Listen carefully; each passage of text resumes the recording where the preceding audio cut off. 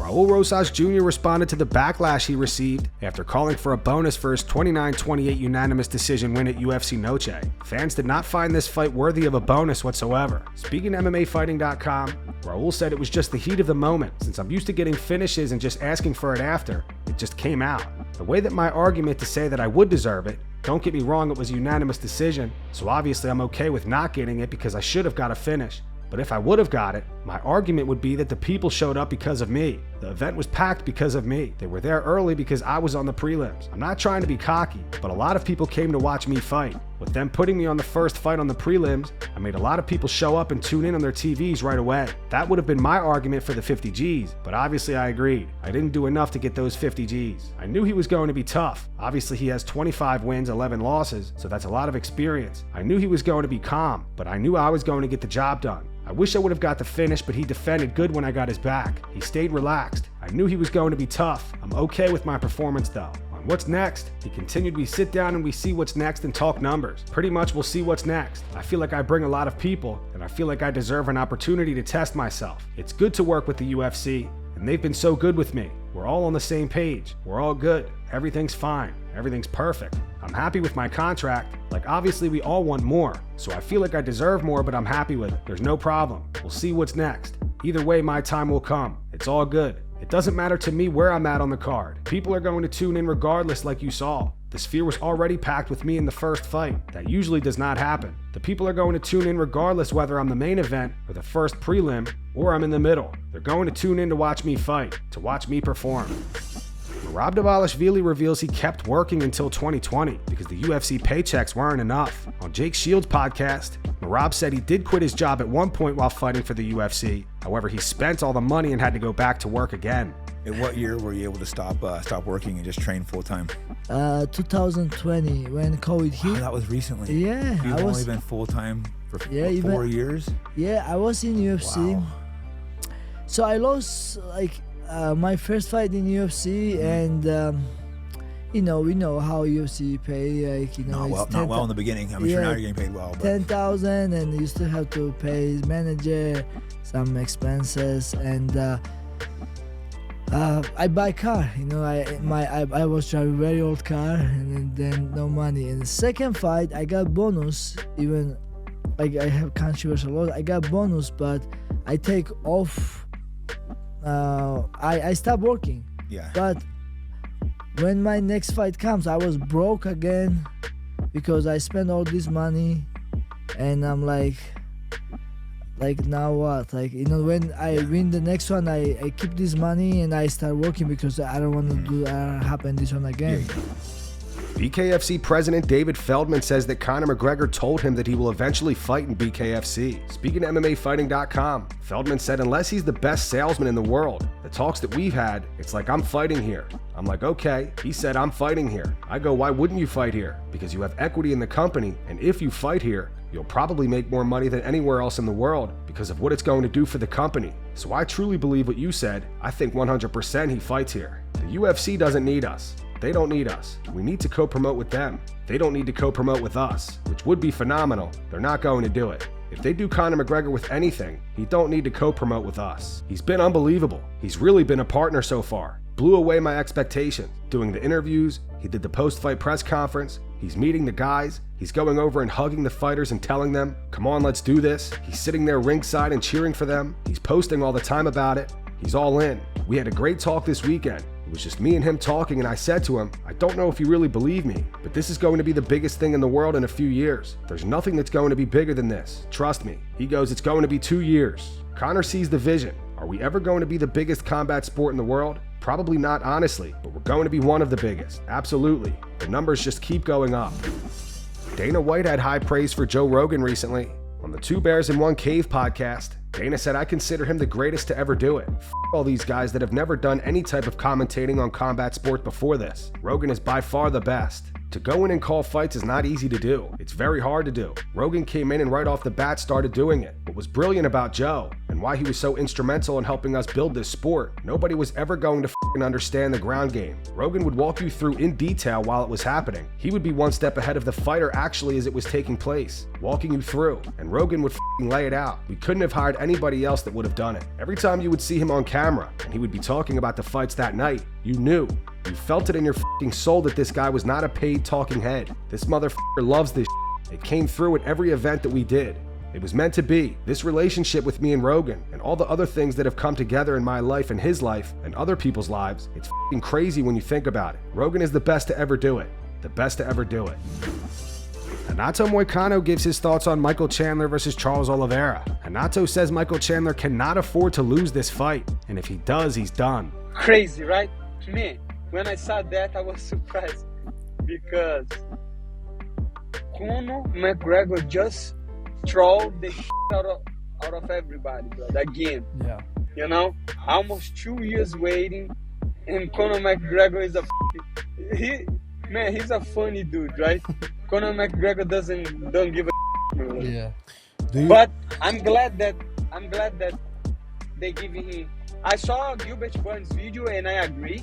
I don't think UFC is trying to reward him a fight, Michael Chandler.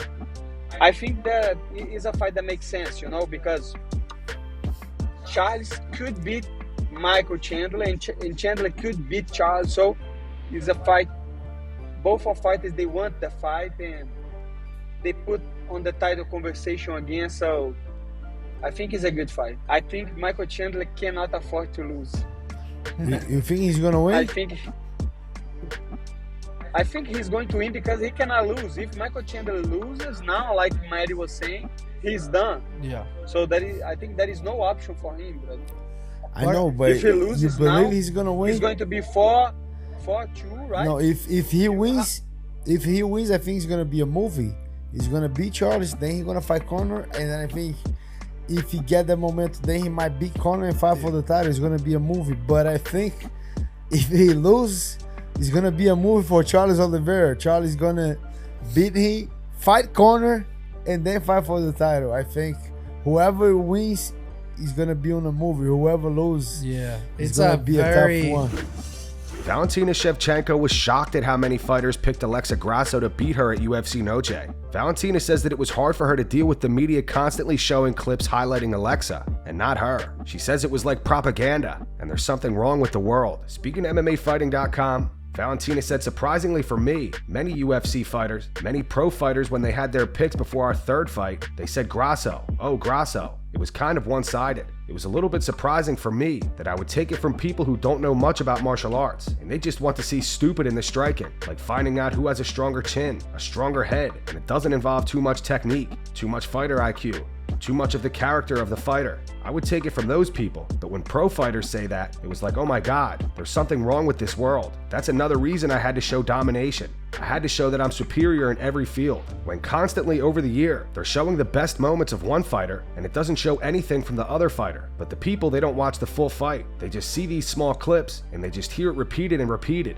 It's kind of like this is how propaganda works. It's kind of like hard to deal with. I knew, for example, what had happened in the second fight. For example, there was a combination, 10 successful hits from my side and 1 hit from her side. The media, to promote the new champion, to celebrate everything, they get rid of all my successful combinations and just focus on this one good combination from her. They repeat this over and over. People who didn't watch the fight, and it's sad, they don't watch the fight, they just listen and they see all these replays and they start to believe that it's true. I knew going into this fight I could not let this happen again. I didn't have another choice. Don't let her have these successful combinations, not even one. That's why I was faster in the striking. She could not respond to my striking, and I want to show my skills on the ground game, because hearing all people say, Valentina, you're a striker. You're going to be all striking. You don't have wrestling. I don't know why, but they thought that she could out-wrestle me. Yet definitely it's because of a lucky submission in the first fight, when I lost my belt and everyone thought, you are just a striker and you don't have ground game. But I'm a martial artist. I'm an MMA fighter. I'm a complete fighter. I have to show that you forget. This is my ground game. It was no choice for me. They didn't leave me another one, just to completely destroy the game plan of Alexa and show that she cannot do anything, not in the striking, not in the wrestling, not in the grappling. Chael Sonnen is okay with Sean O'Malley receiving an immediate title rematch.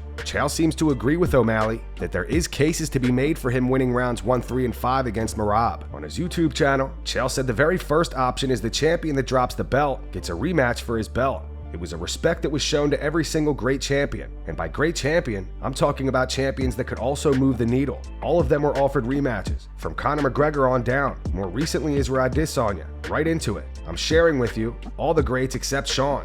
Motivation could largely be based upon opportunities, of which I didn't see any ad. I only saw him taken away. I'm just sharing. That is what I saw. But now you've got Merab, you've got Nurmagomedov, and you've got Figueiredo, and they can't seem to quite figure it out. Well, there's also a final option that should have come in front of all of them, which is if there's controversy, we look at a rematch. There's controversy. Go see rounds 1, 3, and 5. Watch that without commentating. Come back and tell me you don't see controversy. TJ Dillashaw believes Merab made Sean O'Malley look very weak at UFC Noche. TJ said, "It's not that I didn't expect it. I knew that it was very close on the betting odds, and when I had to go to pick this fight, I knew that Merab had a chance to just pressure the out of him. The guy's the Tasmanian devil. He never stops and continues to shoot shots. I knew it was a possibility, but I thought, especially after watching how O'Malley has composed himself and how well he's done on his feet, using his feints, distance, and angles, I thought he'd be able to keep that distance and control. Be hard to take down and spark him. That's what I thought could happen as well. I didn't think it was going to be this easy for Merab. Merab made him look weak, very weak. O'Malley has the skills to beat this guy, he just didn't use them. You can't feint to freeze him, get outside his shoulder, so the takedowns are not there." Sean O'Malley continues to mock Merab on social media. Sean posted this to his Instagram today. He wrote, "Working on my significant strikes." What's up, guys? I got surgery October 3rd. That doesn't mean I'm not going to continue to improve and take away things I learned from my last fight and I start implementing them now.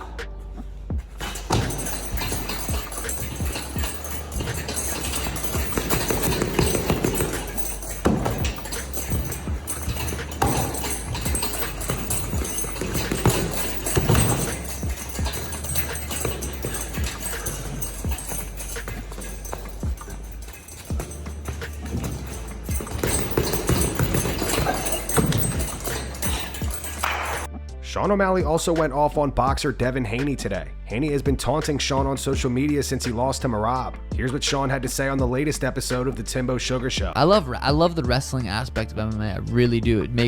I think it just makes fighting so much sweeter. Boxers are dude. Devin Haney's a he is such a dude. If Devin Haney wants to talk, really wants to fight, I'll put $1 million on me versus him, no time limit, and we can fight. MMA rules, just a fight, or we can do no rules. So if you want to eye poke me, you can do a real fight. If you want to talk Twitter, we can really actually fight.